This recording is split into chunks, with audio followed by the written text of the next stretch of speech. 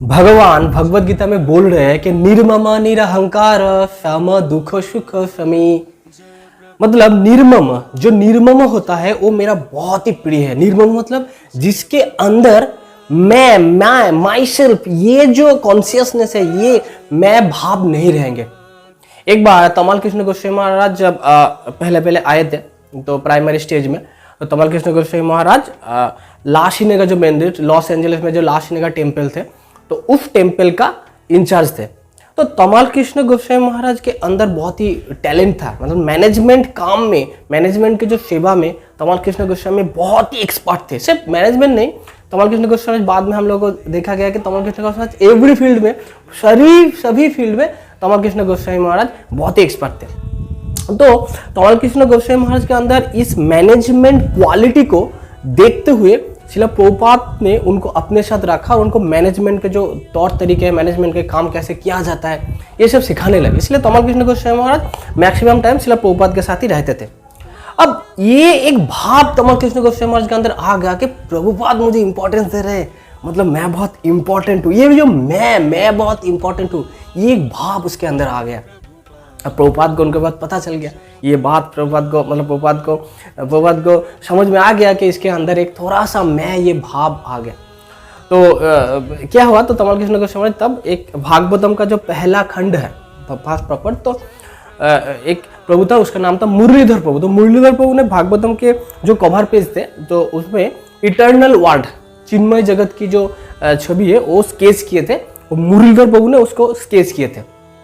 तो स्केच दिखाने के लिए तमाल कृष्ण गोस्वामी महाराज जी ने, उन्होंने शिला प्रभुपाद जी के पास आया और प्रभुपाद को दिखाने लगे, देखिए सब ठीक ठाक है कि नहीं। तो प्रभुपाद जी ने जब ये देखने लगे तो प्रभुपाद जी ने देखा और बोला, पता है तमाल, ये जो इटर्नल वर्ल्ड है ना, ये जो चिन्मय जो जगत है, ये भगवान का 3/4 पार्ट है। मतलब 4th पार्ट, मतलब 4 भाग में 3rd मतलब 3 भाग है ये इटर्नल वर्ल्ड, और सिर्फ एक चुटकी भर एक भाग है हमारे ये मैटेरियल वर्ल्ड। तमाल कृष्ण गोस्वामी बोलने लगे, यस प्रभुपाद। तो इस एक भाग के अंदर अनंत कोटि ब्रह्मांड छुपा हुआ है, जिस ब्रह्मांड के बारे में आज तक साइंटिस्ट लोगों को पता नहीं चला है। आज भी उन लोगों, साइंटिस्ट लोग इस ब्रह्मांड के बारे में जानकारी इकट्ठा करने की कोशिश कर रहे हैं। तमाल कृष्ण गोस्वामी, यस प्रभुपाद। इस अनंत कोटि ब्रह्मांड में ना अनंत कोटि लोक है, और इस अनंत कोटि लोक में एक छोटा सा लोक है हमारा पृथ्वी लोक, जिधर पे हम लोग रहते हैं। और ये पृथ्वी लोक में 7 महादेश है, और ये 7 महादेश में एक महादेश है नॉर्थ अमेरिका। और नॉर्थ अमेरिका के अंदर बहुत सारा नगर महानगर है, बहुत सारा सिटी वगैरह है। उनमें से एक है लॉस एंजलिस, और इस लॉस एंजलिस में बहुत सारा शहर है। इस शहर के में उस शहर में से एक है ला सिनेगा, और इस ला सिनेगा में बहुत सारा चर्च है, और बहुत सारा चर्च में से एक चर्च आज हरे कृष्ण टेम्पल है, इस्कॉन का टेम्पल है। और उस टेम्पल के अंदर एक तमाल कृष्ण जो सोच रही है कि मैं बहुत इंपॉर्टेंट हूं। ये जब शिला प्रभुपाद ने बोला ना, तो तमाल कृष्ण गोस्वामी को समझ में आ गया कि शिला प्रभुपाद कहना क्या चाहते हैं।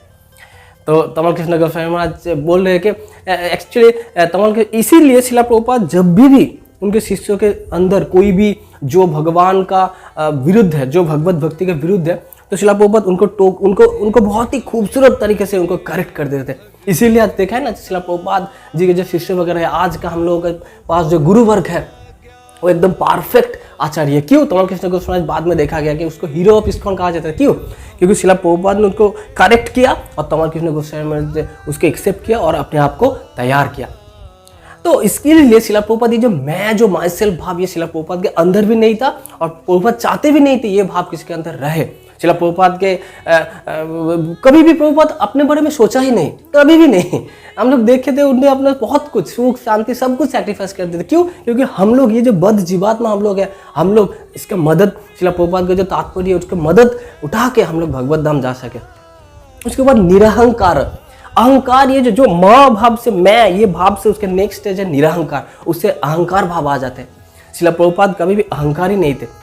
जब भी जितना भी सक्सेस शिला प्रभुपाद को आए, तो जब शिला प्रभुपाद ने उसका सारा क्रेडिट प्रभुपाद ने ट्रांसफर कर दिया उनके गुरु महाराज के ऊपर। ये जो कुछ भी हो रहा है ये गुरु महाराज के आशीर्वाद से हो रहा है, ये कृष्ण के आशीर्वाद से हो रहा है, ये गुरु महाराज के इंस्ट्रक्शन, मैं बस कृष्ण का और मेरा गुरु महाराज का आदेश को एज इट इज फॉलो कर रहा हूँ, बस मेरा कोई भी क्रेडिट नहीं है।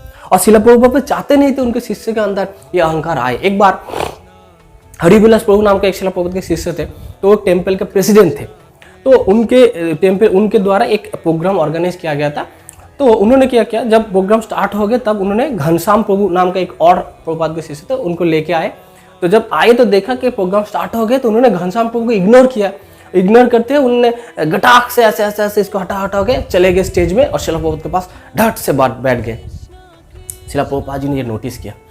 तो जब लोचनानंद नाम प्रभु का एक प्रभु था, घनश्याम प्रभु लास्ट में ही बैठे रहे कोने में, तो लोचनानंद दास एक प्रभु उन्होंने क्या किया, उन्होंने प्रभुपाद को इंट्रोडक्शन दे रहे थे कि प्रभुपाद वो है हरिविलास प्रभु इस टेम्पल का प्रेसिडेंट। जब ऐसा बोला ना, शिला प्रभुपाद ने एकदम मतलब मुड़ के देखा भी नहीं और कोई रिएक्ट नहीं दिया।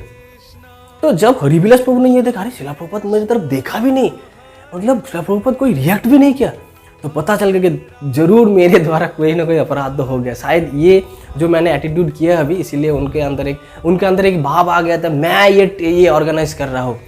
शिला प्रभुपाद ने इसको मतलब इग्नोर ही कर दिया। उसके बाद लोचनानंद प्रभु बोला कि उसके वो कोने में बैठे हैं घनश्याम प्रभु, वो आपके बुक को ट्रांसलेट कर रहे हैं। तो शिला प्रभुपाद जी ने बोला उनको उठने के लिए बोलो। तो घनश्याम प्रभु जी जब उठा, शिला प्रभुपाद ने बोला आपको बहुत ही धन्यवाद। तो शिला प्रभुपाद जी घनश्याम प्रभु को एक्सेप्ट किए, लेकिन उनको एक्सेप्ट नहीं किया। क्यों? क्योंकि उनके एरोगेंस को शिला प्रभुपाद ने रिजेक्ट कर दिया। तो शिला प्रभुपाद कभी भी अहंकार, ये भाव प्रभुपाद कभी भी सहन नहीं करते थे। उनको चाहते थे कि मेरे शिष्य जो कंप्लीट वो एकदम एक शुद्ध भक्त थे, मतलब शुद्ध भक्त के रूप में जाने जाए। तो इसीलिए उन्होंने अपने शिष्यों के जो खुद भी अपने अहंकार को अपने अंदर प्रश्रय नहीं देते और दूसरे के अहंकार भी वो बर्दाश्त नहीं करते थे। इसीलिए उसके बाद सम दुखो सुख स्वामी, दुख और सुख में समान है। तो भगवान भगवद गीता में बोल रहे कि स्थितोपज्ञ कौन है? दुखेशु अनुदिग्न बना सुखेशु विगत प्रिय, जो दुख और सुख में एकदम रिएक्ट नहीं करते। तो शिला प्रभुपाद जी के एक बार उंगली कट गए थे, तो शिष्य लोग बोल रहे थे अरे प्रभुपाद आपको उंगली कट गई। शिला प्रभुपाद अरे मंद बुद्धि, आज मेरा गला काट जाने का मतलब दिन था, भगवान बहुत ही कृपालु है जो उंगली में उसको ट्रांसफर कर दिया। तो प्रभुपाद जब भी कोई विपदा आपदा आती थी, कोई क्रिटिकल सिचुएशन आती थी, प्रभुपाद हमेशा रिएक्ट नहीं करते थे। प्रभुपाद बोलते कृष्ण का ही कोई प्लान है, आप लोग धीरज रखो। और जब खुशी का टाइम आता है, जब हम लोग झूम मौज मस्ती करते हैं, तो शिला प्रभुपाद जी को शिला प्रभुपाद सबसे खुश होता था कि जब बुक डिस्ट्रीब्यूशन अच्छी तरह होते थे। तो शिष्य लोग जब बोलते थे शिला प्रभुपाद आज इतना बुक डिस्ट्रीब्यूशन हुआ, बहुत ही ज्यादा बुक डिस्ट्रीब्यूशन हुआ, तो शिला प्रभुपाद जी बोलते wow very good, okay double it, बस ऐसा ही रिएक्ट करते थे कि ठीक है बहुत वेरी गुड, डबल इट, आप उसको डबल करो। मतलब वो एकदम मतलब कोई फल का आकांक्षा उसके नहीं था। जब काम करते जाओ, एज इट इज अप्लाई करते जाओ, बाकी रिजल्ट ऑटोमेटिकली कृष्ण की कृपा से आ जाएगा। तो इसीलिए शिला प्रभुपाद जी भगवान का बहुत ही प्रिय है। जगत गुरु शिला प्रभुपाद की जय। हरे Krishna. Thank you for watching our videos.